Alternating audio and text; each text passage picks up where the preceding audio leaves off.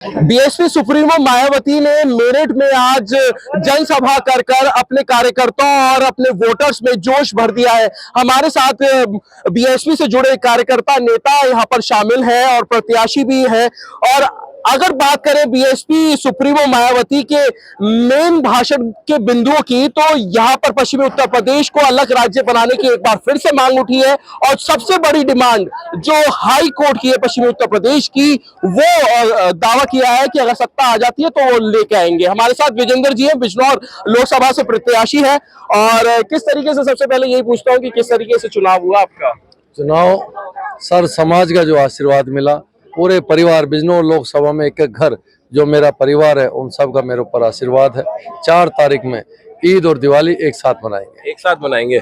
और जो BSP supremo आज भाषण में अपने कह के गई हैं, क्योंकि आप किसान परिवार से भी हैं, तो किसानों को याद दिलाया है कि गन्ना मूल्य सबसे ज्यादा उनकी सरकार में बढ़े थे।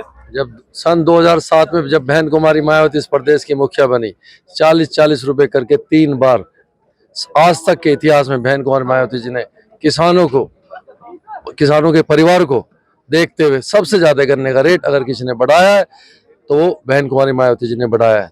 जहां तक हाईकोर्ट की बेंच की मांग है, इसी में पूछूंगा, क्या आपको लगता है कि किसानों की बात करके ये वोट्स जो है बीएसपी की तरफ आ जाएंगे?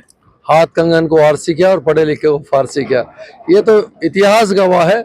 जब बहन जी ने इतना रेट बढ़ाया, आज तक क्या डबल इंजन की सरकार हो, क्या सिंगल इंजन की सरकार हो, इतना रेट गन्ने का आज तक किसी भी प्रदेश में किसी भी मुख्यमंत्री ने नहीं बढ़ाया।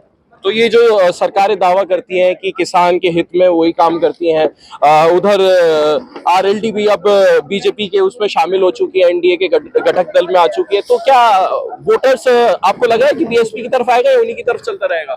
सर्व समाज बहुजन समाज पार्टी के साथ है।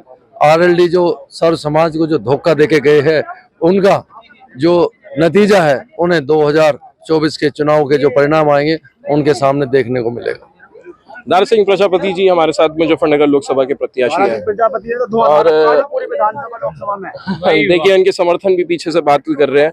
और आपसे जानेंगे, क्योंकि आप भी किसान बेल्ट की भूमि से आते हैं, चौधरी चरण सिंह की कर्म भूमि वो वहां पर रही है, किस तरीके से लग रहा है आपको अब मेरठ, क्योंकि बागपत है, मेरठ है और बाकी के दूसरे चरणों में चुनाव होने वाला है, क्या किसानों को टारगेट कर बीएसपी एक मजबूत दावेदारी पेश कर पाएगी?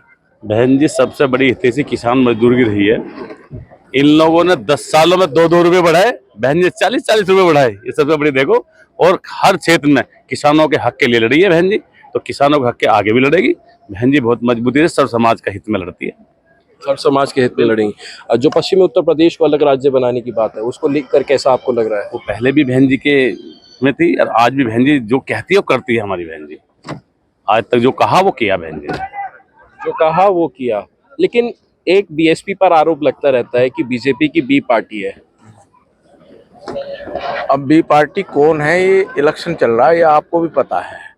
अगर ये नहीं, हमें नहीं पता, आप बताइए। जैसे मान लो समाजवादी पार्टी है और कांग्रेस पार्टी है, ये सब लोग जो है बहन जी के खिलाफ चुनाव लड़ रहे हैं और इनका वोट काटने का मतलब है कि बीजेपी को फायदा देना। ये बहन जी के खिलाफ चुनाव लड़ रहे हैं, बीजेपी के खिलाफ, सत्ताधारी के खिलाफ लड़ा ना, ये सारे के सारे दल जो है बहन जी के खिलाफ है। अच्छा, ऐसा क्यों? वो बहन जी पे ज्यादा समर्थन है और बहन जी इस प्रदेश और देश की नेता है। तो इससे फायदा किसका होगा? अगर ये जो आप बता रहे कांग्रेस और समाजवादी पार्टी बीएसपी के खिलाफ लड़ रही है, तो फायदा किसका होने जा रहा है? फायदा बीएसपी का होगा। बीएसपी का और क्या, सारा का सारा समाज आ रहा है, सर्व समाज हमारे साथ है। अभी 4 तारीख को रिजल्ट आ जाएगा। तो बीएसपी की टक्कर किससे, बीजेपी से या इन लोगों से ही है? हमारे से सबकी टक्कर है, हमारी किसी से टक्कर नहीं है। हाँ, हमारे से सब टक्कर ले रहे हैं। आप आइए थोड़ा सा आगे, आपसे भी बात करते हैं। जो मेन बिंदु रहे बीएसपी सुप्रीमो मायावती के, लोगों में देखा कि काफी जोश आ चुका था, और किस तरीके से लग रहा है, क्या ये वोटों में तब्दील हो पाएगा? नहीं, बिल्कुल, ये तो 100, ये तो भीड़ बता रही है जी। ये तो जहां जाइए भीड़ बता रही। मैंने तो 2 मिनट में मंच से एक ही सवाल करा था कि मोदी जी किस हैसियत से कह रहे हैं कि 400 के पार। आज तक मुझे ये तो बता दें, मैं एक सैनिक परिवार की पृष्ठभूमि से हूँ, वो 400 किलो आरडीएक्स कहाँ से आया? वो इतना तो उनके पास आज तक जवाब नहीं, तो किस हिसाब से वो जीत जाएंगे? ये सवाल मायावती ने क्यों नहीं उठाया? समय समय पे सबने उठाया है, हम उठा रहे हैं क्योंकि हम लोग पीड़ित है। सवाल तो हम उठाएंगे और जवाब सरकार को देना। सरकार ने आज तक जवाब नहीं दिया है, तो इनकी चेहरे की हवाइयां बता रही हैं कि इस बार बीजेपी का ग्राफ कहाँ है। आप देख लो ना, 4 जून को जब रिजल्ट खुलेंगे बहुत बड़ा परिवर्तन होगा, मैं बड़े दावे से कह रहा हूँ। वक्त आप देख लेना। वक्त आप देख लेना। क्या बदलाव आने वाला अगर बीएसपी की सरकार आएगी तो?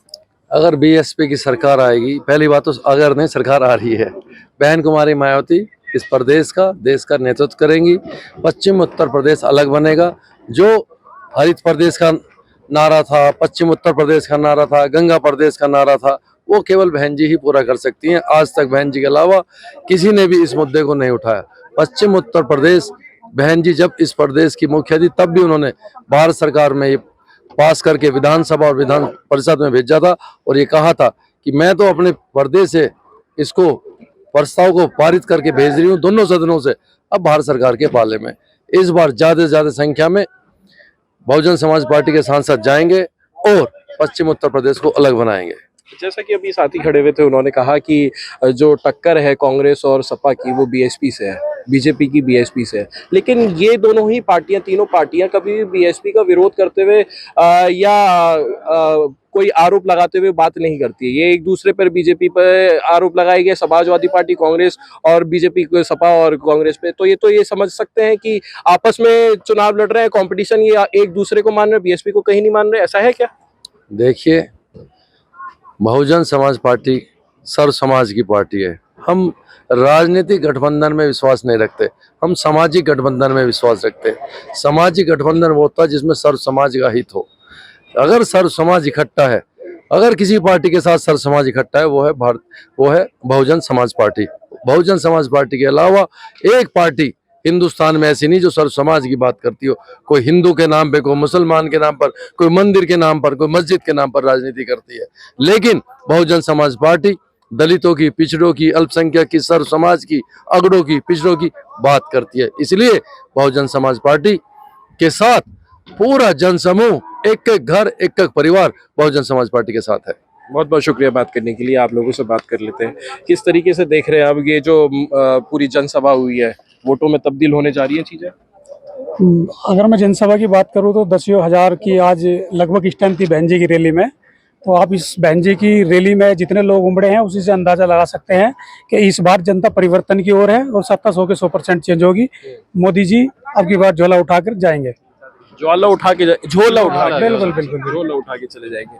तो लोगों में इतनी फैन फॉलोइंग क्यों है भारतीय जनता पार्टी को लेकर? रोड शो हुआ, अरुण गोविल जो मेरठ हापुड़ लोकसभा प्रत्याशी हैं और आज मुख्यमंत्री भी खुद आ रहे हैं रोड शो करने के लिए, लोगों में उत्सुकता उनको लेकर भी ज्यादा है? नहीं, मेरे को तो देखने के लिए कहीं ऐसा नहीं मिल रहा, ये तो आप ही बोल रहे हो। क्योंकि आप फिर आएंगे ना कि आप देख लीजिए, तो हम जब देख के बता रहे हैं तो आप सही, इसलिए सवाल मेरे को उसके बारे में कोई फीडबैक नहीं मिली, इसलिए मैं उसको कोई जवाब नहीं दे सकता आपको। जब मैं लाइव या किस तरीके से देखूंगा तभी कुछ बोल सकता हूँ। किस तरीके से देख रहे हैं आप ये सारे जनसभाओं को और चुनाव को? आखिरी कुछ घंटे बचे अब। देखिएगा आप, देश में जो अब सरकार है भारतीय जनता पार्टी की, जब से आई है तो माहौल जो है भाईचारा खत्म है। खुशहाली की बातें करते थे, तो बहुजन समाज पार्टी जब भी सत्ता में आती है तो जो भाईचारा कायम करके सरकार चलाती है। और जो इस टाइम मौजूद हालात हैं, ये भारतीय जनता पार्टी की मजबूरी, यानी कि राजनीतिक पार्टी की मजबूरी हो जाएगी कि इस बार इतनी सीट आएंगी बहुजन समाज पार्टी की कि सरकार में पीएम बनाने की मजबूरी विपक्षी पार्टियों की हो जाएगी। ठीक है, देखिए तो जनता से लेकर कार्यकर्ता, नेताओं, प्रत्याशियों तक ये दावा किया जा रहा है कि भारतीय जनता पार्टी को इस बार कड़ी चुनौती बीएसपी देने वाली है। और कहीं ना कहीं ये जो दावा कर रहे हैं वो ये दावा कर रहे हैं कि बीजेपी को बीएसपी चुनौती देकर हराएगी। अनमोल शर्मा, TV9 उत्तर प्रदेश, मेरठ।